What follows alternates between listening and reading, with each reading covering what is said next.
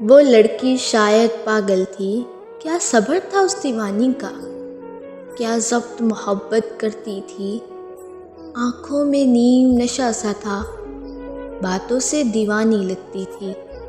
ہم راز نہ تھا اس کا کوئی، بس رب سے باتیں کرتی تھی، دن رات ہی گمسم رہتی تھی، کچھ شرم و حیا کا پیکر تھی، کچھ نرم مزاج وہ دکھتی تھی، ایک شام کے آنچل میں اکثر جذبات چھپائے رکھتی تھی، ڈرتی تھی جدا ہونے سے یا پیار سے شاید ڈرتی تھی، ہے رشک مجھے اس پاگل پہ کیا خوب محبت کرتی تھی،